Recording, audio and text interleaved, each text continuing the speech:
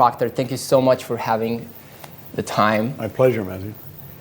So one of the things I was wondering about, and I think this is something that maybe some people know, most people know your story and how you started out, but where did this all came from? You started from making $40,000 a year, being 25? Not 44. $4,000 a year. Yeah. So that's a lot less. And what happened? So you were doing that, right? You were doing your thing. What shifted in your mind? What changed? A lot of things.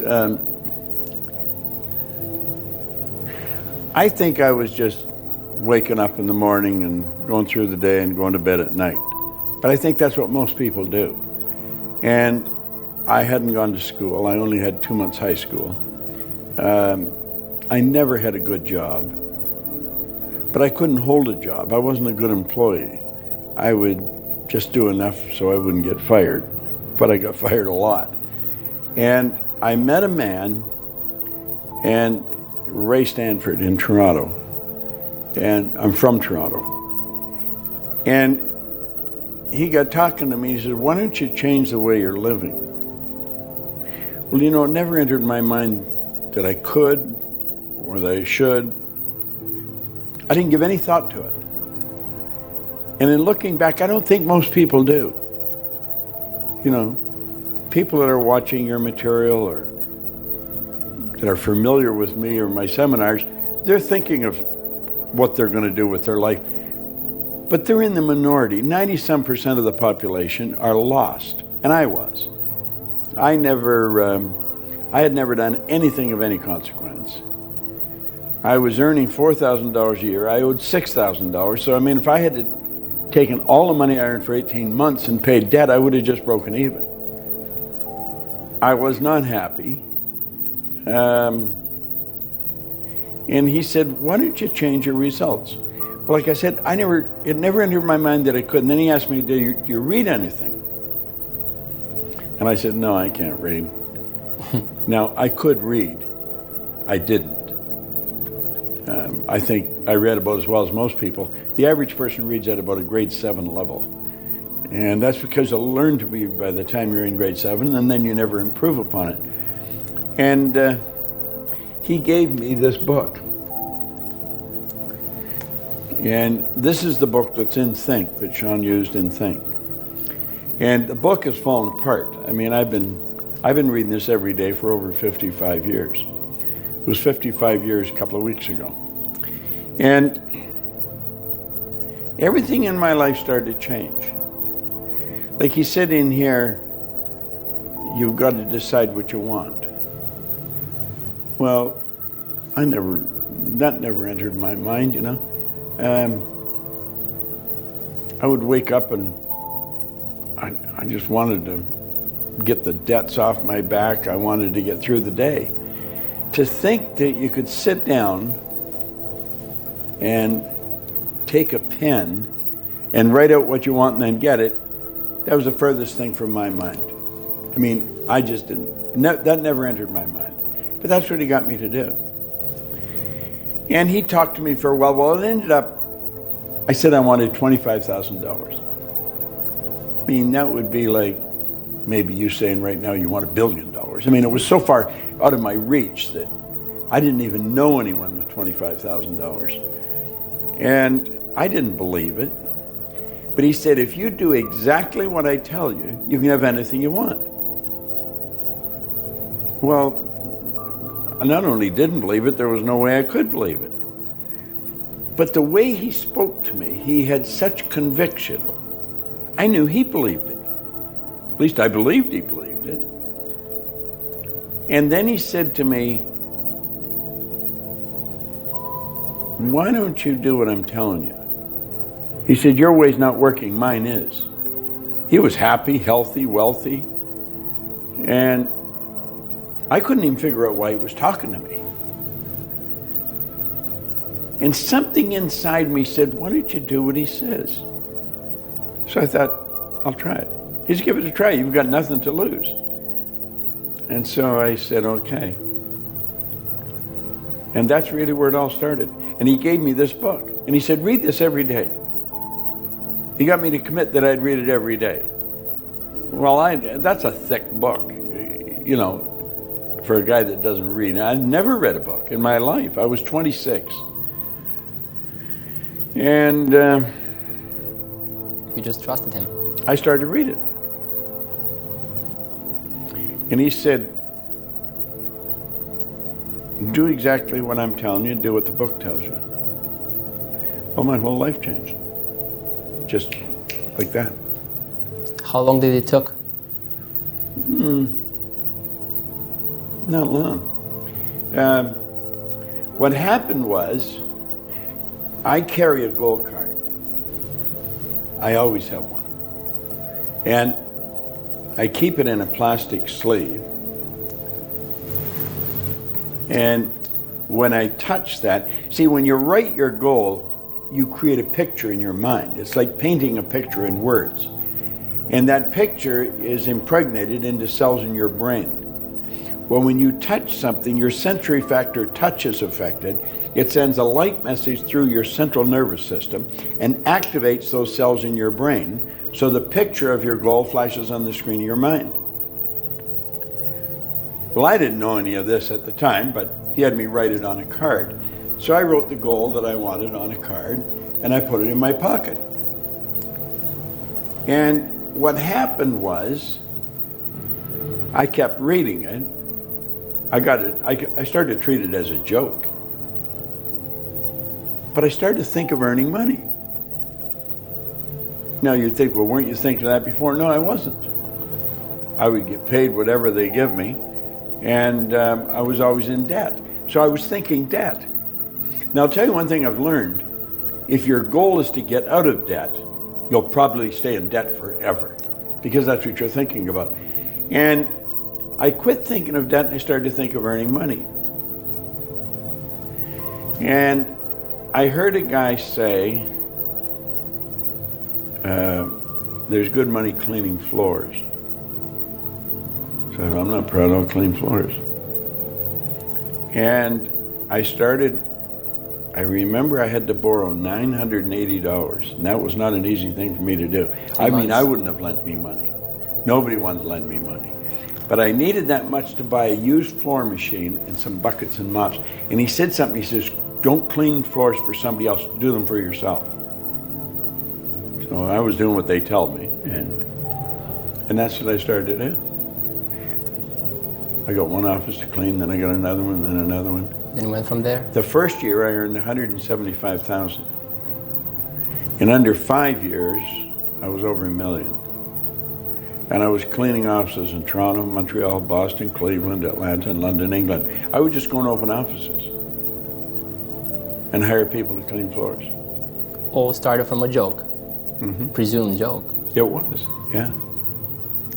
It's like, I think it's fascinating that even though you don't believe something in that moment, even if you tell yourself a lie so many times, you will start believing it. Well, there's no question about that. If you tell yourself a lie often enough, you're going to start to believe it. And way around 1900, William James said, believe, and your belief will create the fact. It's got to be believed. You've got to believe it. And if there's no belief, it ain't going to happen. See, when you believe it, you're encased in the idea. You fuse with the idea. And that makes all kinds of things happen. In the movie Think, which you're going to be featured in, and which is made by the laws and the principle in this book, there's something that really touched my soul, which is the 3 feet from gold story, which I think a lot of people resonate with, because so many people, I think everybody has goals, everybody has aspirations, everybody wants this and that, but so many people just don't get them immediately and quit. So how do you feel about that? Like, what level of belief do you need to have? You need to like never give up. What do you? I think it goes beyond belief. I think you have to know it. You see, when you believe it, there's no quitting. You never quit. It doesn't matter what happens. You don't quit. Quitting is never an option. The people that quit They never really bought into the idea in the first place. See, you've got to, you get it on three levels. The second you think of something, you've got it intellectually. When you get emotionally involved, you've got it on a spiritual or emotional level. Well, then that expresses itself through the body. Body's just an instrument of your mind. And so when you really buy into it, you literally fuse with it. Neville said you fuse with it. And this causes all kinds of things to happen. You're dealing with electronics, you're dealing with energy. Like the second you think something, that's all you need. See, you live on frequencies, you think on frequencies. Your phone operates on frequencies. And it's like magic. You're in Romania, are you? Right. I'm in Toronto. Yes. If I've got your number on my phone, I could take a picture of something, hit it like that. You've got it in Romania. Simultaneous with me sending it, because when you get into the mind, there isn't any time or space. It's just immediate. Yeah. Well, you're living on frequencies. Now, when you think of something, what you've done is you've flipped your brain onto a higher frequency. The very fact you can see it is all the proof you need to know you could get it. What you have to do is raise your love consciousness to that frequency. And then you will attract whatever's on that frequency. All the good you need to manifest the idea. Carnegie said that way back in 1908 to Hill. When Carnegie commissioned him to write this book, he said, any idea that's held in the mind, that's emphasized, that's either feared or revered, so it could be bad or good, that's either feared or revered, will begin at once to clothe itself in the most convenient and appropriate form available. It starts to move into form. Werner von Braun, Dr. Werner von Braun, that was the mastermind of the moonshot, he told John Kennedy when he was president, he said, the natural laws of the universe are so precise that we don't have any difficulty sending people to the moon, and we can time the landing with a precision of a fraction of a second. Well, one of the first laws is the perpetual transmutation of energy. Energy is forever moving into form, through form and back into form. Now, what makes you and I unique is we can dictate the form it's going to move into, because we're creative beings. Like all the little creatures on the planet are completely at home in their environment. They blend in. You and I are the only people, or the only creatures on the planet, the human, that is totally disoriented in their environment. And that's because we've been given the mental faculties to create our own environment. I have read somewhere that once you think about something, you visualize it, you create it once, and then it's your job to create it in the real world. That's right. Everything's created twice. So you first create it in your mind, and it's already created. Then you have to actually take it from that world in the material world. Like, it took Hill from 1908 to 1937 to come up with this. 29 years. That's a long time. It is a long time. And he worked at it every day. And Carnegie didn't subsidize him, didn't give him any money. But what he gave him connections. The most powerful people on the planet at that time. Yeah. Mm-hmm. So you obviously did all this. You mastered the power of this, and at least you know you have a level of success that most people would wish for. Most people, I think most people, if they would envision the success that you have at the moment, or that most successful people have, they would say, if I would have that, I would not work again.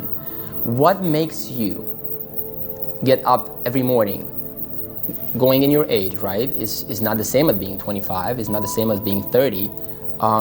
What makes you, what's that purpose, that motivation inside of you that makes you wake up in the morning and work again and just inspire people and create this massive change that's happening, which is well, the people that powerful. quit work and retire, they don't even understand who they are. We're not made for work. Work's made for us. right. What we've got to do is find out what we love, and then you have to do it because you love it. And so age, time, space, got nothing to do with it.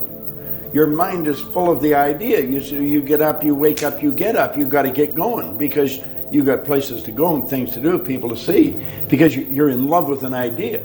See, when people quit, like 3 Feet from Gold, they weren't in love with that idea.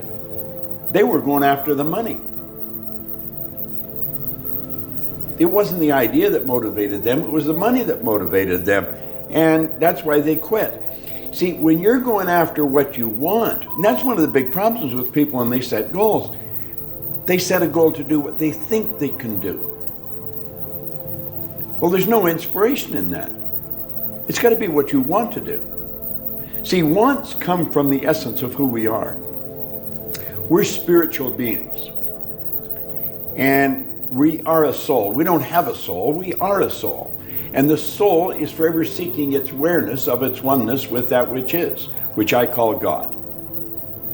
Well, spirit's always for expansion and fuller expression. It's never for disintegration. So there's a basic law of the universe. If you're not growing, you're dying. It's create or disintegrate. Nothing stays where it is. We live in an ocean of motion. Entropy. So it's the spirit within. Our spiritual DNA is perfect. There's perfection within every one of us. Well, it's that perfection seeking expression through us.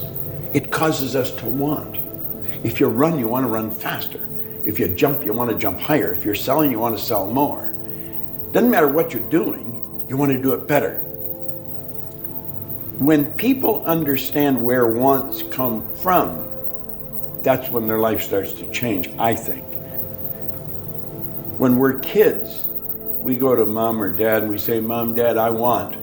And we tell them something, and they're busy doing something. They say, well, how are you going to do that? Well, of course, the kid hasn't got any idea.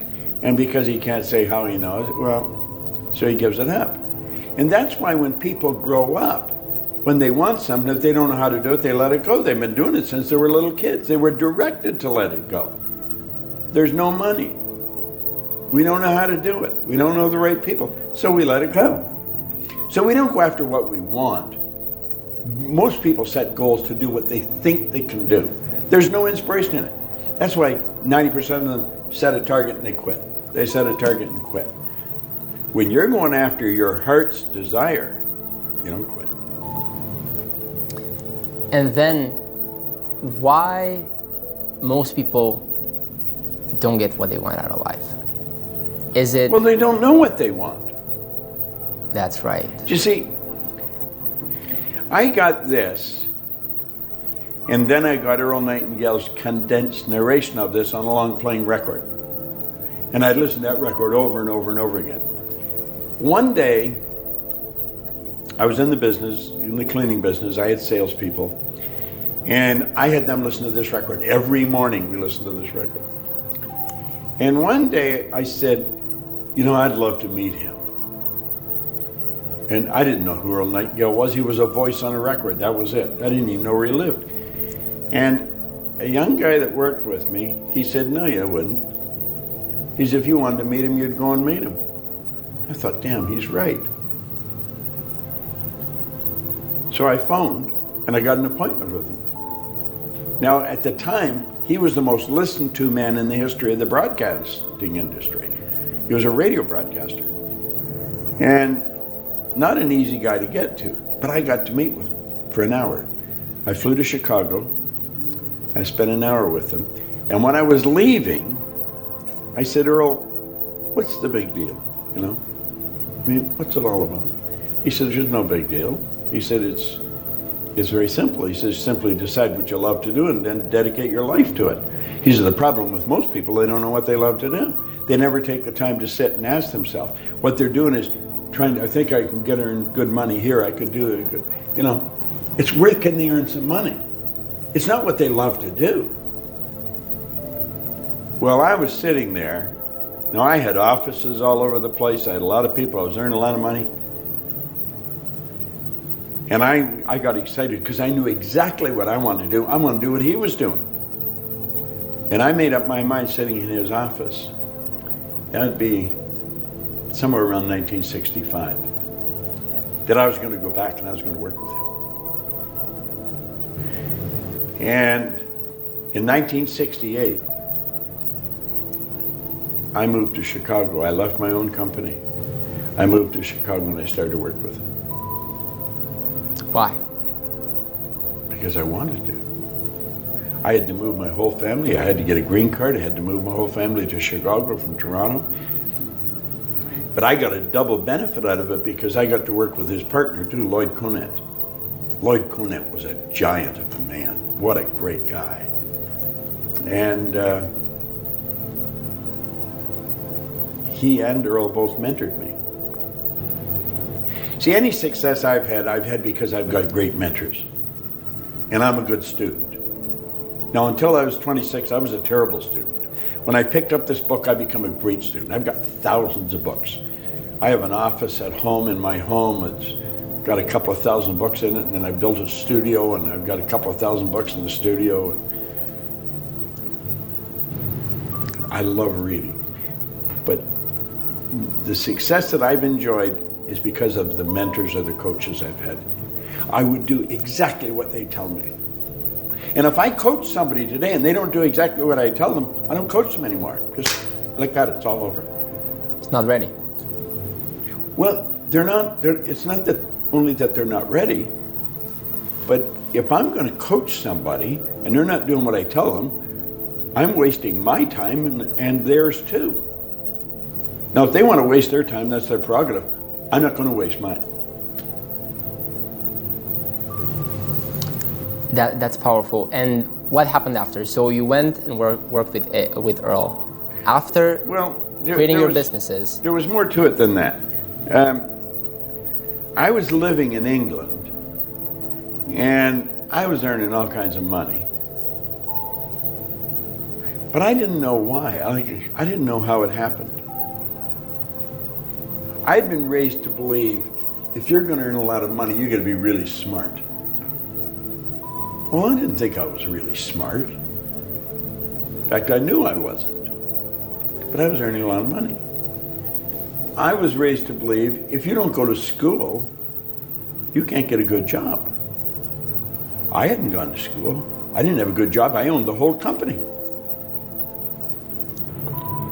So then I started to think, I wonder how many things I believe are not true. Now, I was doing very well, but I didn't know why I was doing very well. I was what you call an unconscious competent.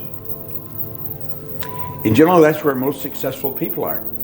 And so I made up my mind I was going to figure out why was I winning. And then I really started to study. And that's what took me to Nightingale Conant. It took me 9.5 years. And when I figured it out, all I wanted to do was teach it. And that's all I do. Yeah. And when you do what you love, isn't it that there's like an infinite amount of energy? Well, you see, you don't get energy. All the energy there ever was or ever will be is omnipresent. It's evenly present in all places at the same time. You don't get energy, you release energy. You're just an instrument that energy flows through. Desire is the triggering mechanism that releases the energy. When you've got the desire, you've got the energy. If you haven't got any desire, you haven't got the energy. So you're just blocking it. Well, yeah, exactly. That's exactly what you're doing. See, you're a channel that it flows through. And when there's no desire, you're just a wall. That's all. Blocks everything. So powerful. So you're saying you've been reading this for the last 50 years? I'm in my 56th year.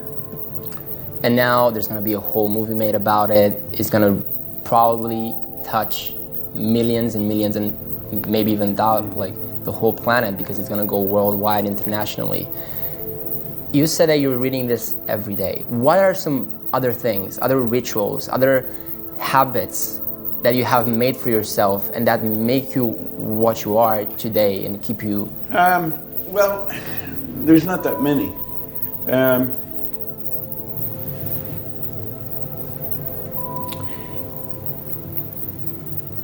If I want to do something, I find somebody that's already done it. And then I do exactly what they tell me. It's a simple rule to follow. I don't read novels. I don't watch movies. I'd watch documentaries or things like that where I can learn. I'm only interested in studying something that can cause me to become more of what I'm capable of being. See, I think we're all hardwired to do something really special with our life. And that's all I want to do. I'm really good at what I do. I could walk by a person in the hall like that, I could tell them exactly what they're like. I could read their energy like a book. Everything goes on the inside, shows on the outside. See, we're gifted with faculties of the mind that the average person knows nothing about. You have intuition, the will, reason, imagination, perception, memory. That's what separates us from all the rest of forms of life. We go through school and never learn anything about it. Like you'll hear people say they have a bad memory. There's no such thing as a bad memory. Everybody has a perfect memory. It's just weak. They've never developed it. Our imagination. Your imagination is the most magnificent. Hill said it's the most marvelous, miraculous, inconceivably powerful force the world's ever known. I can use my imagination to project myself into the future and bring the future into the present and start living there. You work from the imagination. You don't work to it. You work from it. Backwards from the result. Yeah. Oof. So you're basically saying that because what I see happening, I mean, I meet a lot of people and I see a lot of limitations and a lot of limiting beliefs, as you may call them. And one of them is, oh, these people that are having success, they have something. They're special. They have this or they have that, or they had money, or they had a good family, or they had good environmental factors, or whatever they may say. And what you're basically saying denies all of that. Like, how do you make those people, which is most people, get rid of those limiting things that they have? Oh, I cannot do that. I have a bad memory. Or... No, they're the only one that can do it. Nobody can do it for them. Nobody can do it for you. Nobody can do it for me. You got to do it for yourself. You've got to wake up. You see, all we're ever going to get is awareness. We've already got everything. The only thing we lack is the awareness of what we've got. We're God's highest form of creation. There's nothing on the planet that will equal us. Well, that's all any of us are after. Most people that are teaching don't know what they're teaching. 80% of the people that teach have never done what they're teaching. So true. Oh, yeah. You know. It's, there's very few people understand this. Very few. Really understand it. I've been in it. I think probably I'm in the business longer than anybody's been in the business that's still living. I think Jim Rohn come in Wonderful guy. Almost a year ahead of me. You only met him once. Jim and I worked, we both got hired to work for a company, the same company at the same event. And so that's when we met each other. Now we knew of each other. I think we respected each other. But we're like thieves in the night. We're always traveling somewhere, going somewhere to do something. Jim knew what he was doing. Most people in this business, I don't think really know what they're doing. There's a few that do, but most don't. Like I think Jack Canfield does. I think Mark Victor does, you know. Jim certainly did. Probably like under 3%. The rest are just like, just following the trend, following what they think they should be, not what they really are. So let's just say I'm someone at home watching this and I have a goal. I want to, maybe I don't want to make $1 billion. I just want to make sustainable income for my family, $120,000 a year. Let me digress for a second, then I'll come back to your question. You just said something interesting. I don't want $1 billion, I have worked all over the world. I mean, all Right. over Asia, China, South America, North America, Europe. And I'm always asking people, what do you really want? And I have found most people don't want to be really wealthy. What they do want is they don't want to have any financial concerns. If they want to buy a new suit, they can go and get one. If they want to take a trip, they can take the trip. If they want a new car, they can get the new car. They don't want to just run out and spend or buy. They don't want to have any financial concerns. 2, they want to wake up in the morning excited about how they're going to spend their day. Oof.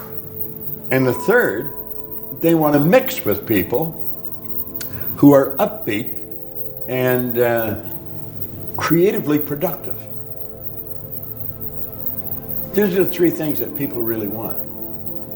So in answer to your question, if somebody's watching, what's the first thing they should do?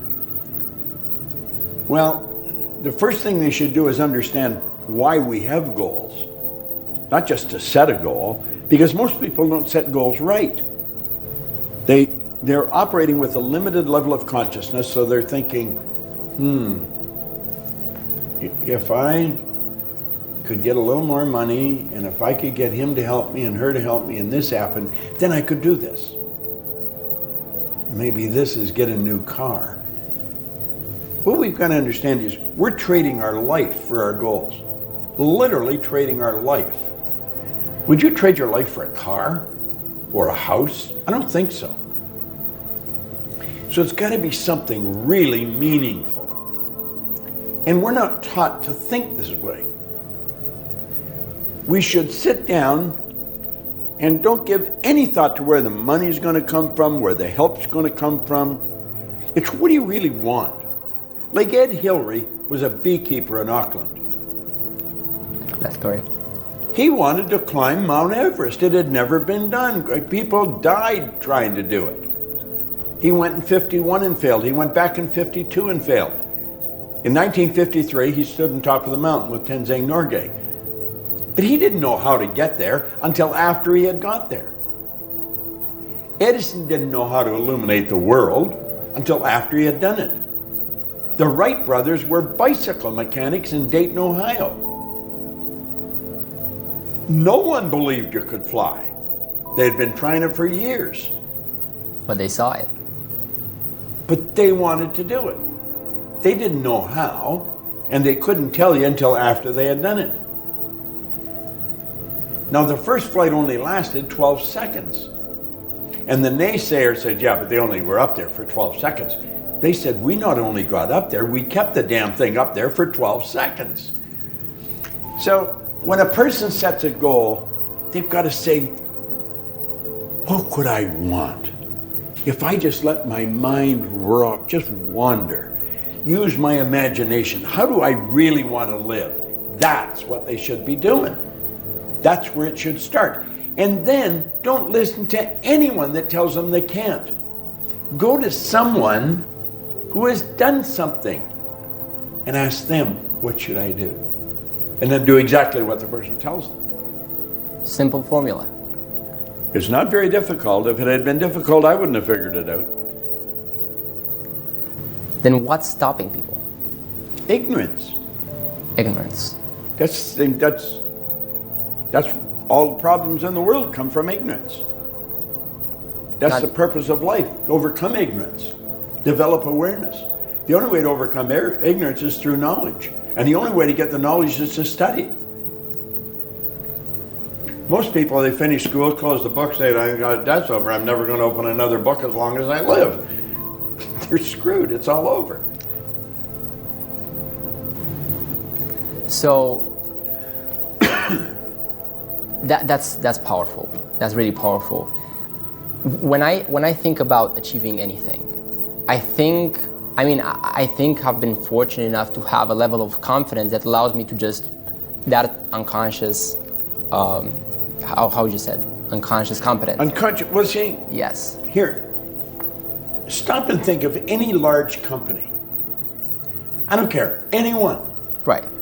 You can go to the leaders of that company and you can say, who are your stars?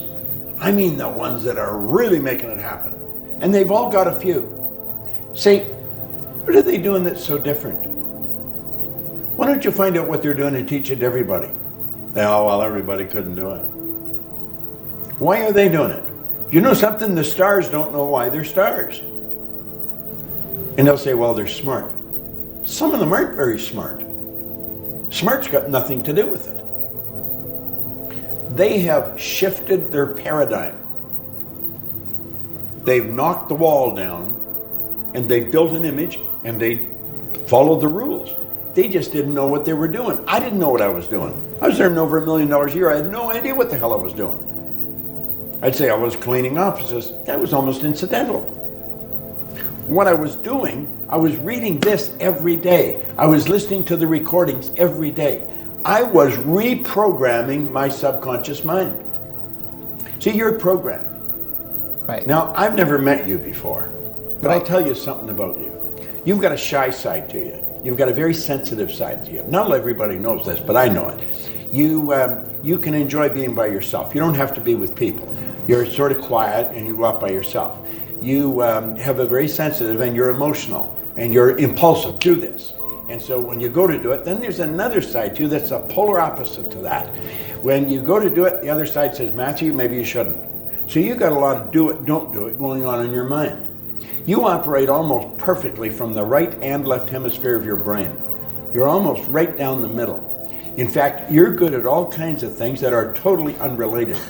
So you have difficulty. Now, I could keep going. I could tell you more. How do I know that? I can read your energy. I can feel it. Everything about you tells me that. I don't have to ask you if I'm right. I know I'm right. I know you're a man. I know you're a woman. You'll say, well, God, everybody knows that. No, they don't. Babies don't know. Babies don't know the difference between male and female. The baby has to develop an awareness of the difference in gender. Well, at a very early age, we put a cap on awareness, and then we say, now it's all about the intellect. And so we've got lessons in school, and you got to remember what's in the book, and if you pass the test, you get the degree. There's all kinds of people walking out of schools with degrees. They're going crazy by degrees, and yet they can't find work. They're broke. You got people that have a doctorates in economics, and they're broke. How could that happen? Because they don't know how to use the information they've gathered.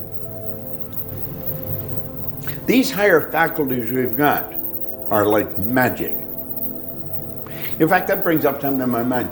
I work conventions a lot. I haven't done as many lately as I used to. Frequently at a convention, they'll hire a magician, an illusionist sometimes. And if I'm working the same convention, every now and then the magician will want me to be part of the trick. And so I see how these things are done.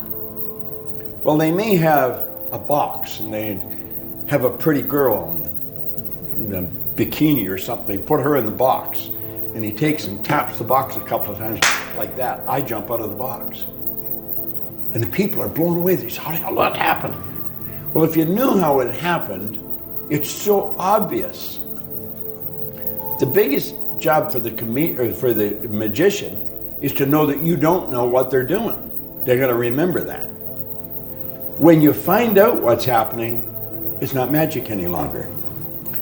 But when you study your personality and you study life and you study your mental faculties, that's real magic. And abracadabra by itself means what you say becomes.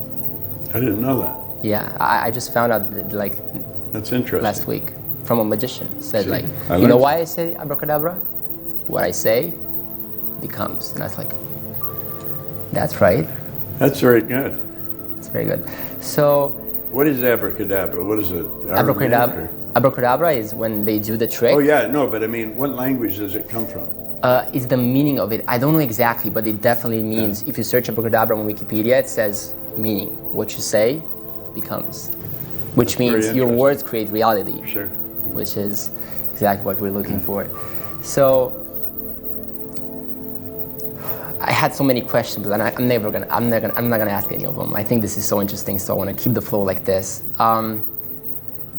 I have a theory, and I want you to really elaborate on it. Most people say, "Oh, I'm depressed." Like there's some percentages in America, like so many people They probably are depressed. Yeah, and like, how can you be depressed? You're a human. You have the power to control your own will. How are you depressed? And what I think happens is when you cannot see a better future. I can tell you exactly what happens. I can tell you exactly what happens. What? I quoted Andrew Carnegie a few minutes ago. He said, any idea that's held in the mind, that's emphasized, that's either feared or revered, begins at once to clothe itself in the most convenient and appropriate form available. Depression it starts out from ignorance, doubt, and worry. I've got a chart, I show it. Doubt and worry is on the negative side of life. Understanding is on the positive side. Right. Doubt and worry comes from ignorance. Understanding comes from knowledge, but you got to study to get it. Doubt and worry are a psychic disease. It's an intellectual exercise. They're using their intellectual factors to build a negative idea, and that's all they see. They take and internalize that, and they get emotionally involved with it. It goes from doubt and worry to fear. They've emotionalized the doubt or worry. Turns into fear. The fear is in the emotional mind, and the emotion must be expressed through the only instrument it can be expressed through, the physical body. So it moves the body into a state we call anxiety. Anxiety is never expressed. Anxiety is suppressed. You don't know the suppression turns to depression. They bottle it up inside. They suppressed the fear. It turns into depression. The depression turns into disease. The disease turns into decay. St. Clair Lewis was right. He said, we don't die, we kill ourselves. Now, what is the opposite of all that? You'll go from ignorance to doubt and worry to fear to anxiety, suppression, depression, disease, disintegration. Go over on the other side. You go from understanding to emotional state called faith. You just know it's going to move into form because you understand the law. Faith isn't believing something you can't see. Strange thing about faith and fear, they both demand you believe something you can't see. Why would people choose fear over faith? Because they're ignorant. So you go from understanding to faith. The faith manifests on the physical plane, not as anxiety, as well-being. The well-being is not suppressed, it's expressed. And the expression turns to acceleration. You're building energy. And that is because there's no dis-ease, you're at ease. And that turns into creation, not disintegration.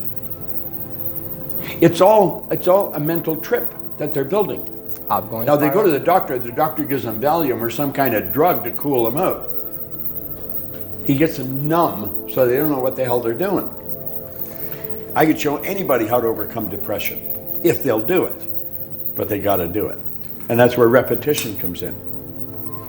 I heard a beautiful story about how we're always treating the effect, and now we're not reinforcing the cause and what makes stuff happening. And there was this beautiful story about if you have a cocoon in which inside there's an animal that wants to get out of it, right? What people do is like, oh, this thing it's hurting, it's trying to get out, give him Valium, basically what we're doing with humans. So if you would do that, you would not only hurt the living thing, but you will also stop the growing process. So I think you probably have a better version of this, but so many people look at adversity like it's, oh, adversity, go away, repression, fear, all this stuff, when it's something good, makes you grow, makes you become someone better. Well, like he says, in every adversity has within it the key to something great.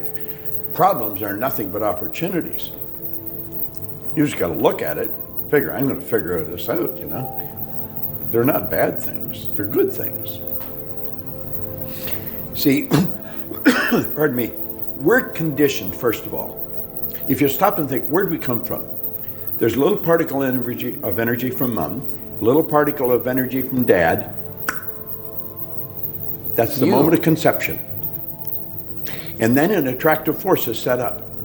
all of mom's DNA and all of dad's DNA, all their belief is locked up in those cells. All their conditioning. 280 days later, you make your debut on the planet. You're born. Then, and your subconscious mind is wide open, it's like that glass. You can put anything in there you want. The subconscious has no ability to reject. It is amoral, it is totally deductive. It can only accept, it cannot reject. So then the baby is surrounded by the people that's in that environment. If you took a baby out of Serbia, somewhere here just outside of Belgrade, Sure.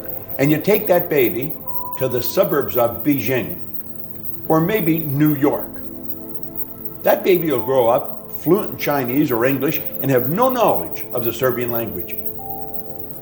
And yet it was born to Serbian parents. The environment. It's what creates. It has a greater influence than genetics. However, you look like your relatives because of the genetic conditioning, and then on top of that, you've got the environmental conditioning. Well, all that conditioning is repetition in your subconscious mind. It forms something we call a paradigm. A paradigm is nothing but a mass of habits or a mass of ideas that express themselves automatically without any conscious thought. And that paradigm keeps us going. It's in our subconscious mind. We gather information in our conscious mind, but it's the subconscious that moves the body. And if we don't change that paradigm, nothing happens. That's what I did when I got into this book. It was the repetition of information that was totally foreign to me. It was totally foreign to anything I had ever heard. And as I started to listen to it on recordings, I couldn't stop listening to the record. I had never heard anybody talk like that. I thought, wow, anybody can have anything they want. What if that's true? Well, I found out it was true. That's the way we live. And I think, the reason I'm doing this interview in the first place is because the people that are ignorant and that they say, oh, that couldn't be done, or it's not possible for me, or he's special, or I cannot do it.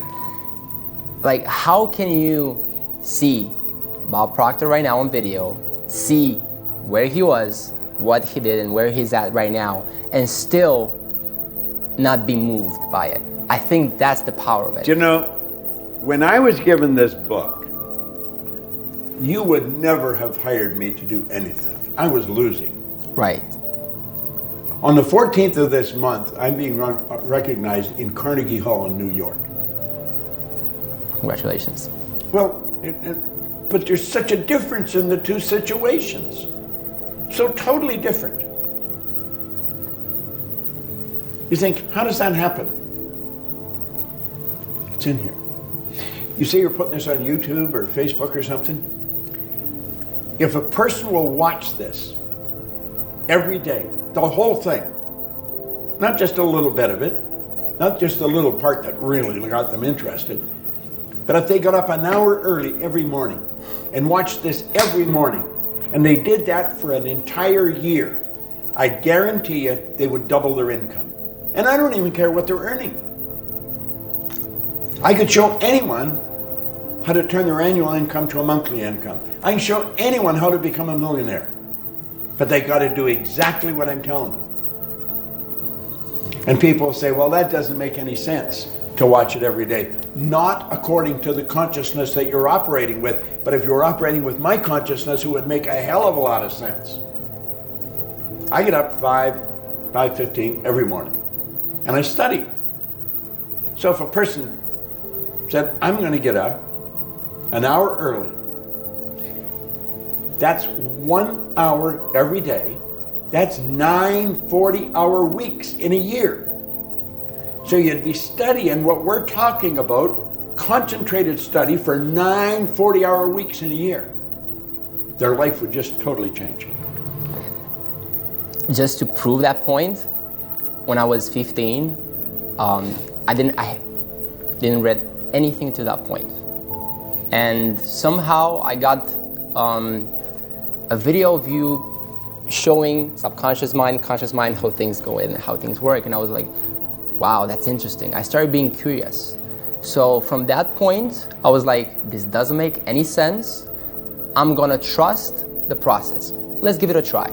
For 1 year, I woke up 1 hour earlier and read, which would make no sense to me at that time because I was going to school, like I was taking away from my sleep, like, and I just read like I think 100 books that year, and now I have my own agency.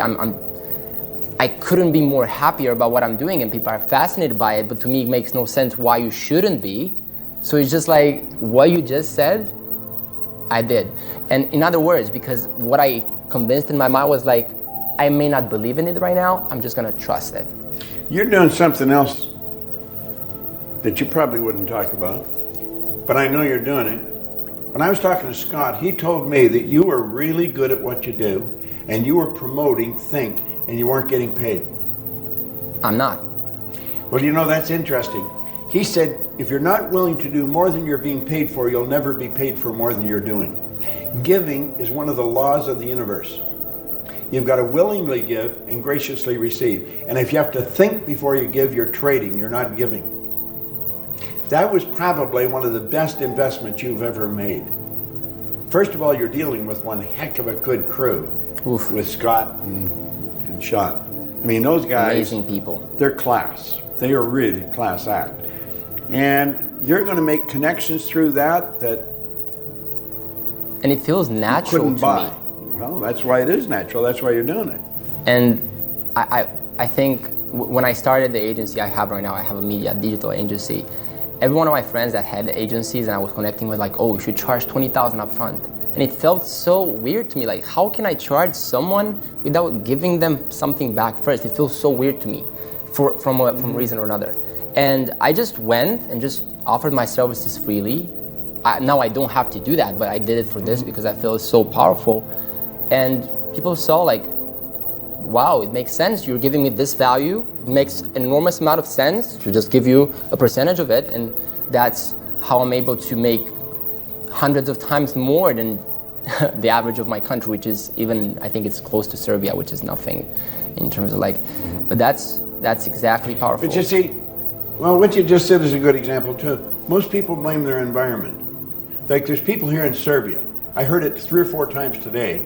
I was in 2 or 3 of the television stations, and they were telling me about the economy here, you know. It's how bad it is. There's tough times. I said, it got nothing to do with it. Nothing to do with it. I said, I was over in Dubai here not long ago. They're skiing in the middle of the desert. In the mall. Skiing, ice skiing. Don't tell me that the environment. Oof. Think about it. Exactly. Think of what we're doing today. I mean, just this recording, and it'll hit millions of people. You'll get millions of viewers on this. It's just going to go up and up and up. How's that happen? I've got a studio that I built in my backyard, and it's got 4 cameras that I can work. I can work it myself. I have an IT guy in Phoenix, and he can come in and switch cameras for me. I can stream all over the world from my own backyard. I think it's so magic. I walk up and maybe walk 50 feet. And I live in Toronto, so it snows in Toronto. I had the heat, I had the sidewalk heated between the house and the studio. So it doesn't matter if it's snowing, there's no snow. And I walk into my studio and I can go all over the world from there. How's that happen? It happens because we're aware of how to do things. So if somebody's watching this, what you've done in the past has no bearing on what you're going to do in the future unless you let it. Mm-hmm. It doesn't make any difference. Everything that's happened in the past has been absolutely essential to make you who you are, to prepare you to do what you're going to do. When the movie Think comes out, you not only want to watch it, you want to get your head right into it. Watch it 1,000 times. Because now there's no excuse. People say, I don't want to read. Okay, here's the movie. What's your excuse now? You don't have any. Yeah. See, that's what a book is. A book is a movie painted in words. That's what a book is. You're just going from one picture to another. So definitely, the movie is probably gonna come out 3-4 months from now, which is starting 2017, and it's definitely for anybody watching this. Is like, if you cannot read a book for whatever reason, which you definitely should, like that movie is like this picture. Gold, yeah. They're doing a real top job on it. Yeah. It's amazing. Like I'm Scott's really, a phenomenal director. The whole crew is just, the energy there is so incredible. Yeah. It's impossible I for loved something working on that with them. Jeez, I just loved it.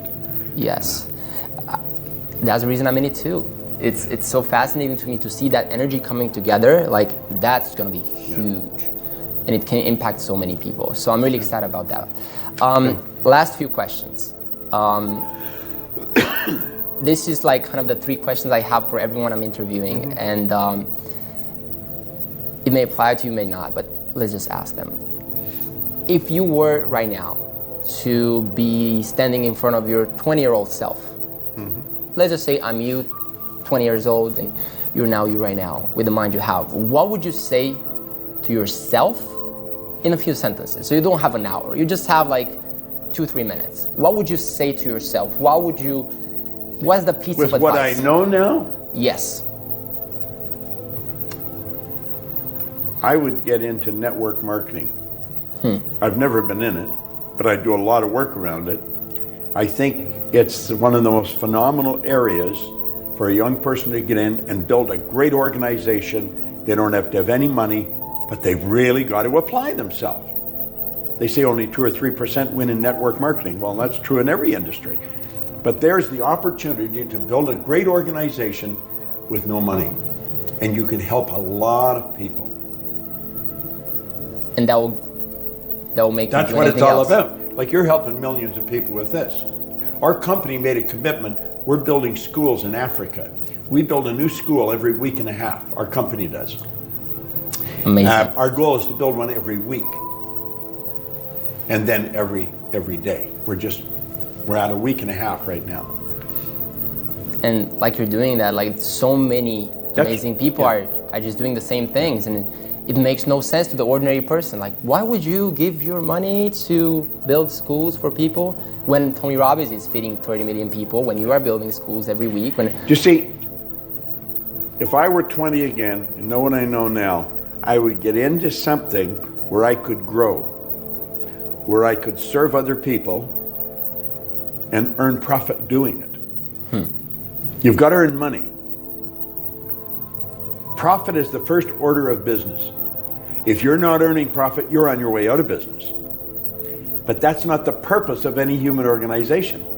The purpose of all human organizations is to make life more meaningful.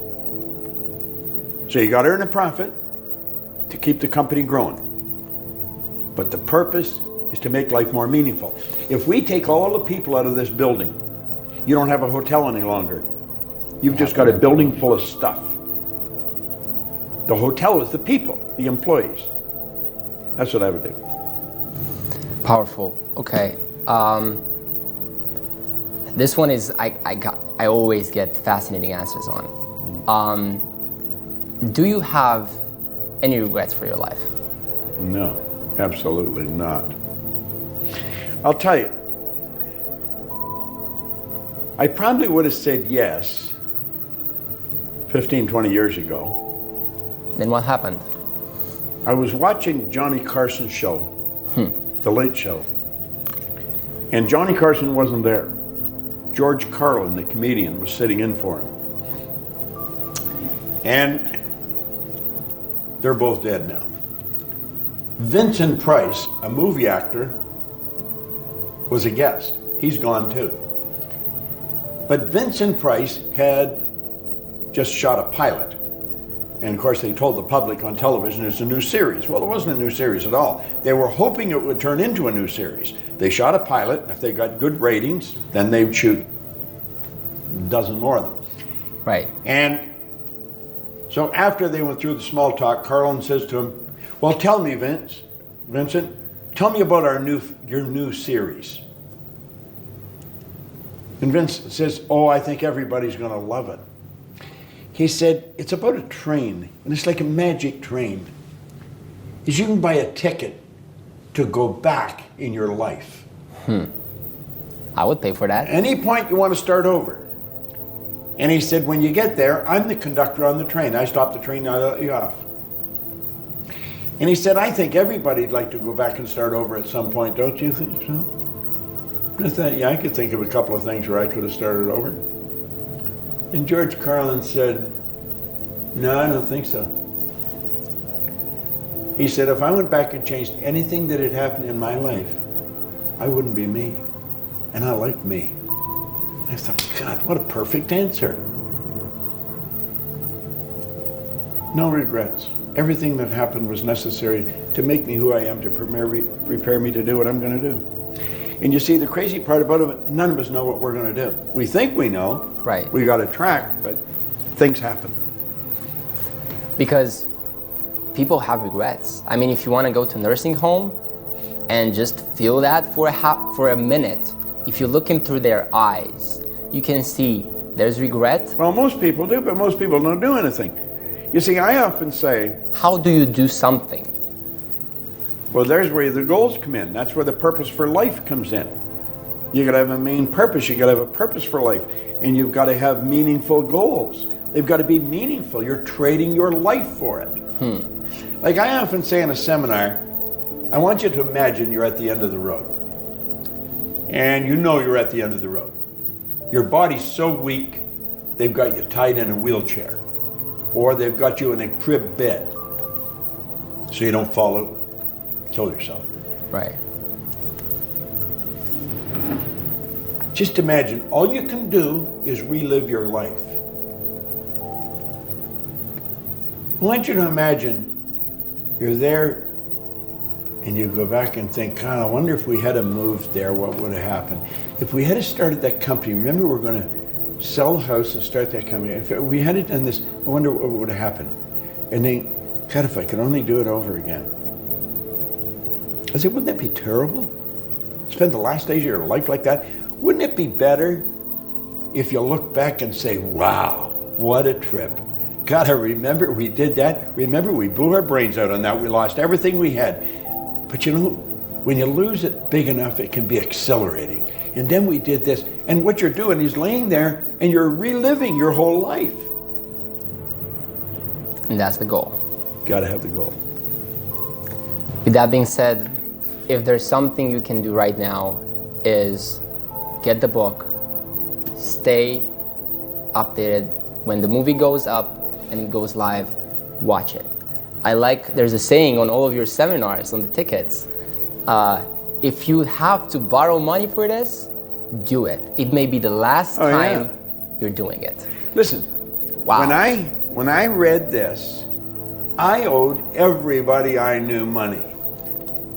But the guy that told me, he said, don't clean offices for somebody else, do them for yourself. And he told me where I could buy a used floor machine and some buckets and mops. It was going to cost $980. I mean, I didn't know anyone would lend me money because I never paid them back. Not that I didn't want to, I just never had any money. Well, I searched and searched and searched, and I found a guy that lent me $1,000. So when somebody tells me they can't borrow money, I know that they haven't tried. I think anybody can borrow $1,000 somewhere. And that's what I did. And I turned it into a multi-million-dollar organization. I sat down one day with my pen in this business. I said, I'm going to build a company that operates all over the world. We operate all over the world. So if you have to borrow money, borrow the money. But get into the business. Actually do it. And anybody wants my book, you can get the Born Rich book, you can go, we give it away. If you go on our site, go to bobproctor.com or proctorgallagher.com. Download some of the stuff. We give a lot of good stuff away. Yeah. And start listening to it. Watch this recording. Watch it 1,000 times. Be the best hour you ever spent. Because what I'm going to do, I'm going to reprogram your mind just through listening to me saying the same thing over and over again. You're going to think, wow. You know. So powerful. Matthew, I've enjoyed this. This has been good. I love it too. Let's finish with something. Let's give people 3 things to do. Read the book, do this, do that. What would you say right now? Because I'll tell you exactly what to do. let's hear those. Sandy Gallagher is my business partner. Love her. She is really good. She was going through a very tough time personally a number of years ago. We were in Phoenix. We were doing a seminar. I had to leave, catch a plane somewhere. And she said, before you leave, could we get together maybe for a cup of coffee? Could you, I want to talk to you. And I said, sure. So we went across the road to a coffee shop. And we were sitting there. And she said, could you give me 2 or 3 ideas that I could do every day that would help me through this? I said, sure. I didn't know what I was going to tell her, but I knew I would tell her something. So I said, every day, I want you to take a pen and write down, every morning, write down 10 things you're grateful for.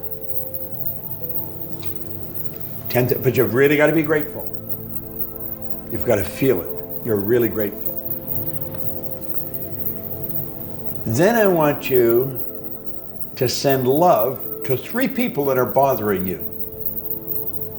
If they're bothering you, you don't like them. They've got nothing to do with it. You're thinking bad thoughts about them. You're putting yourself in a bad vibration. Send love to 3 people that bother you. And then take 5 minutes and be quiet.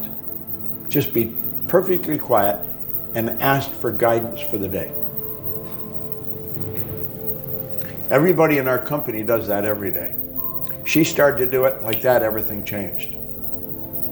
In fact, my assistant, Gina, who's been with me over 30 years, she was working in Phoenix, and I phoned Gina, and I told her what I wanted. Within an hour, she had a pad printed at Kinko's and had it, the 10 things, one down to 10, you know. Send love to 3 people who bother you, be quiet for 5 minutes. Sandy was going to Hawaii with her sister and her mother the next day. She got pads made for both of them, and every morning they started to do that. It changed every one of their lives. We give that out now in a lot of our seminars, and we train the audience to do it. Start every morning, write 10 things that you're grateful for. Send love to 3 people that bother you. Be quiet for 5 minutes and ask for guidance for the day. It's a winning formula. Thank you so much, Bob. It's been an incredible experience. My pleasure. Thank you so much for taking I the want time. to congratulate your crew. You got a good crew here. Amazing crew, amazing people.